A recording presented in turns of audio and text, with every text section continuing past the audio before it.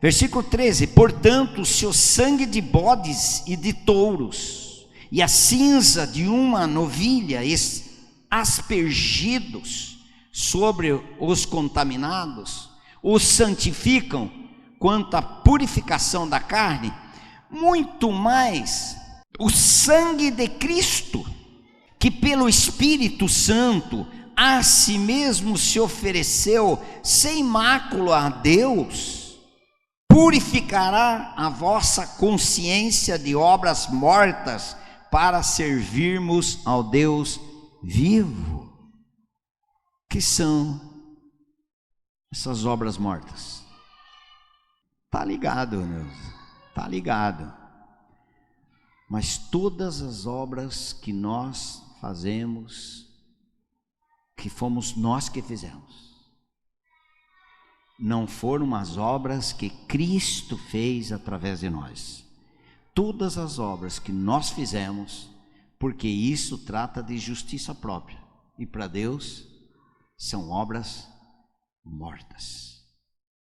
Tudo que nós fazemos de nós mesmos é obra morta para Deus. Qual obra viva que Ele considera?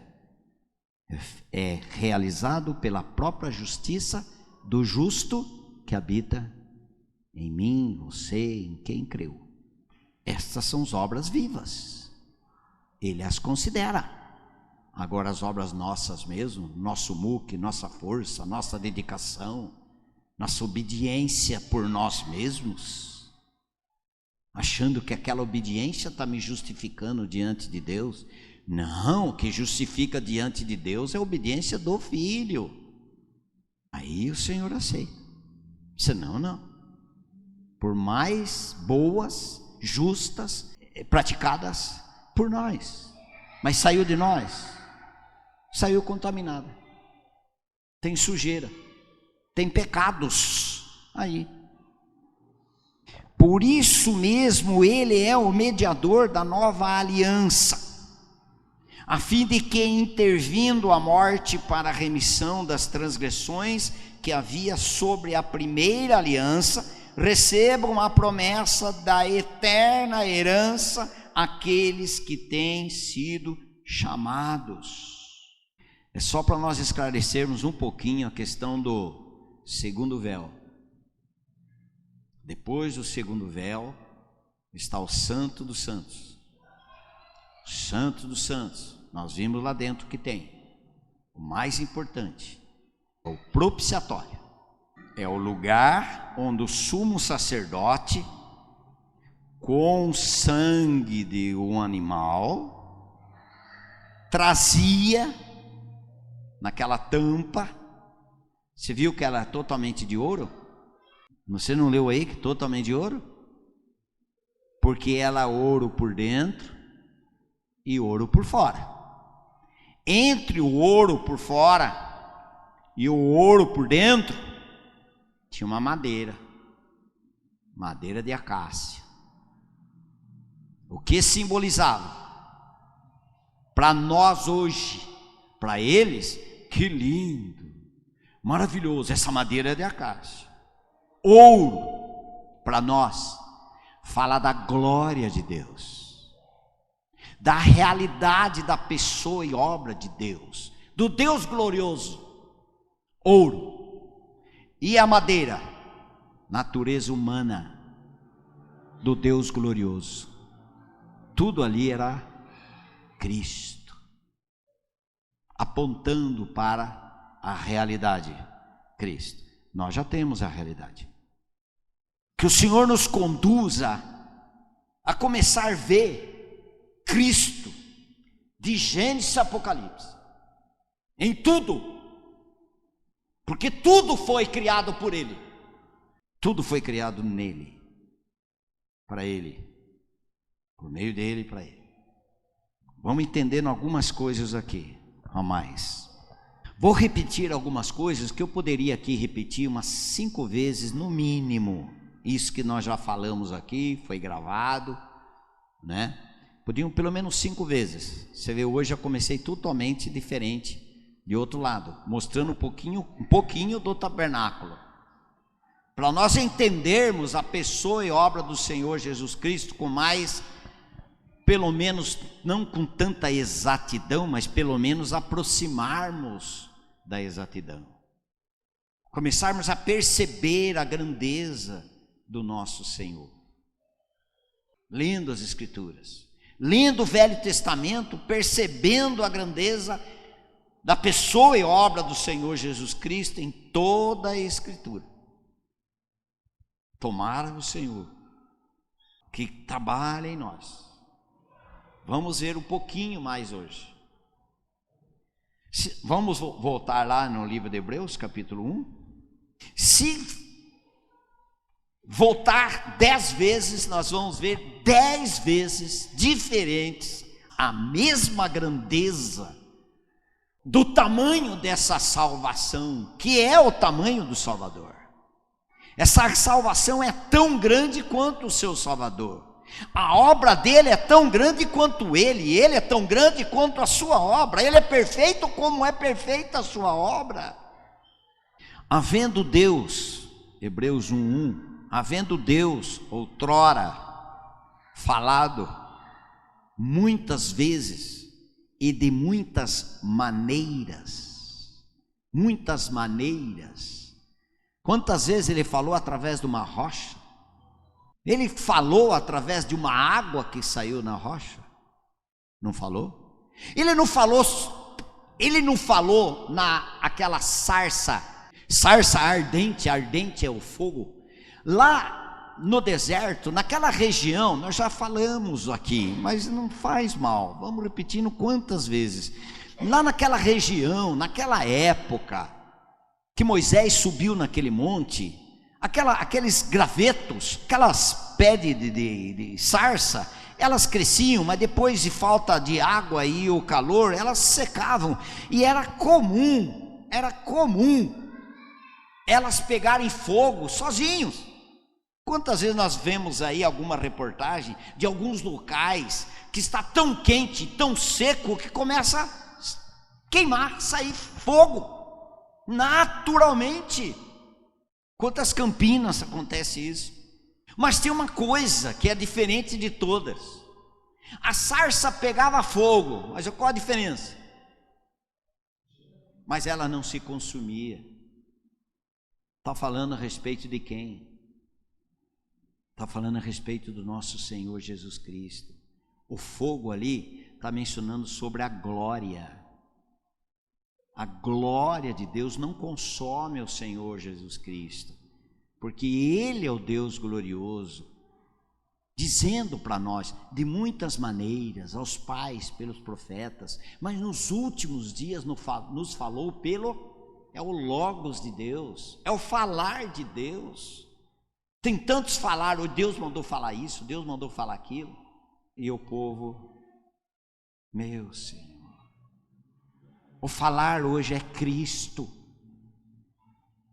Deus tem um só Logos, um só verbo, um só falar para nós, é a pessoa e obra do Senhor Jesus Cristo. O que você quer saber? Eu quero saber a respeito de Cristo, conhecê-lo e ser achado nele, para poder responder a esse propósito, esse supremo propósito dele.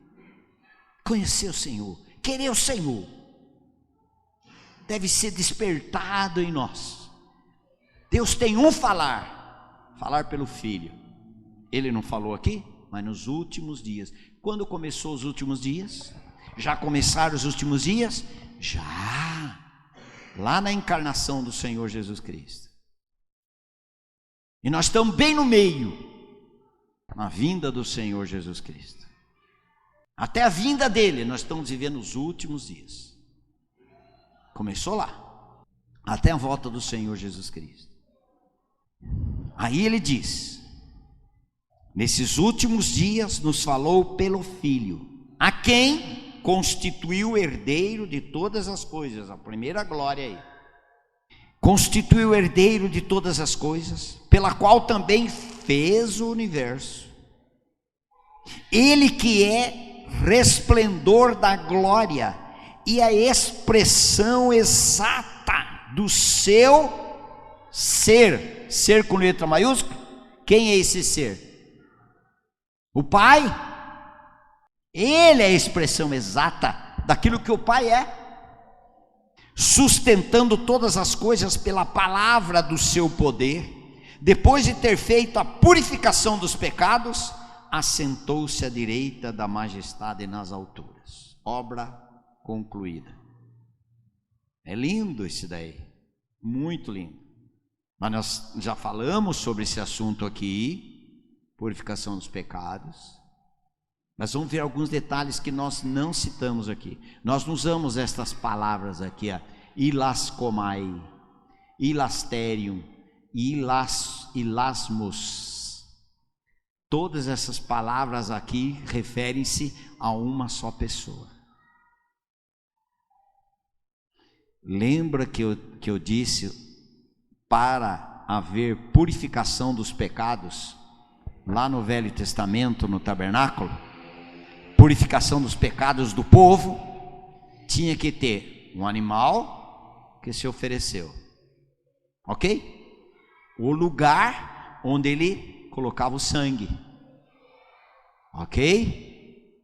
O sangue para perdoar os pecados das pessoas lá fora, porque naquele lugar o sumo sacerdote, 1, 2 e 3, o cordeiro, o local e o sumo sacerdote que fazia todo aquele serviço sagrado, envolvendo pecados dos pecadores. Quando ele saía do Santo dos Santos, realizou a obra segundo Deus, como Deus tinha pedido para que ele fizesse. Ele tinha que usar linho fino para não suar, para dizer que a obra de Deus não é no muque, no esforço humano, e sim pela graça. Ele saía, o povo festejava, voltava para casa, nós fomos aceitos. O sacrifício, através do sumo sacerdote, no Santo dos Santos, houve um Shekinah de Deus, houve uma manifestação da glória, da aprovação. Deus aprovou todo aquele trabalho que aquele sumo sacerdote fez. Fomos aprovados, nós somos perdoados, porque a obra realizada lá no Santo dos Santos foi de acordo com as ordens de Deus, a orientação de Deus. Tudo aconteceu. Então vamos voltar para casa perdoados, purificados os nossos pecados, pecados cometidos. Isso que eu estou dizendo, velha aliança. Aí uma pessoa poderia estar olhando assim e dizendo: aquele animal morreu por mim, pelos meus pecados, foi por causa dos meus pecados, e tudo que foi feito lá, eu creio aqui que posso voltar para casa perdoado. Você lembra aqueles dois? Abra sua Bíblia, já citei isso, não tem problema. Lucas 18, versículo 9.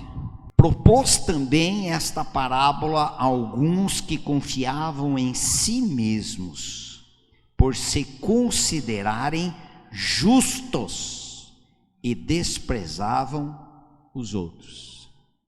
Nós podemos correr um risco danado de acharmos que nós temos direito de julgar pessoas. Todos nós corremos esse risco. Aquela pessoa está errada naquilo, e pode estar mesmo, mas nós fazemos um julgamento e nós condenarmos aquela pessoa. Mas quando nós fazemos um julgamento, sabe como um julgamento correto entre a gente e outra pessoa? O julgamento deve ser feito segundo o que está escrito. Vamos citar aqui um mentiroso. Eu chego para essa pessoa chamada Regina e digo para ela: você é mentirosa, e os mentirosos são filhos do diabo. O julgamento está sendo meu? Não. Eu estou julgando segundo o que a Bíblia diz. A Bíblia diz que os mentirosos, o pai deles é o diabo. Eu não tenho você como filho do diabo, não. Quero muito bem você. Mas nós podemos estar fazendo julgamento segundo nossas conclusões. E outro ponto, rejeitarmos essa pessoa por causa dos atos dela. E isto é um julgamento e condenando por nossa conta. Porque o Senhor Jesus Cristo não rejeita quem erra. Segundo o julgamento do Senhor, nós podemos dizer, a pessoa errou, está no pecado, mas eu jogo o pecado fora, mas a pessoa, eu quero. Segundo o julgamento do Senhor, o Senhor ama o pecador, não ama? Mas odeia o pecado. Mas o pecador, se estiver no seu pecado, vai ser um pacote só, os pecados e o pecador rejeitado. Alguém fala, eu não aceito esse negócio aí. Jesus ama o pecador, mas ele odeia o pecado. Então o quê? Agora, se o pecador estiver ainda em seus pecados, todinho vai ser condenado. Mas se aquele pecador houve arrependimento, quebrantamento, só quando aquele pecador estiver sabendo quanto o Senhor o ama, quanto o Senhor está atraindo ele para a realidade dele, nesse ponto, nessa hora, ele vai receber de Deus um toque do Espírito Santo e levá-lo ao arrependimento. Quando ele perceber que o Senhor o atraiu, que o Senhor o ama incondicionalmente, começa a sofrer as ações desse chamado do Senhor para a vida dele. Ele começa a perceber isso.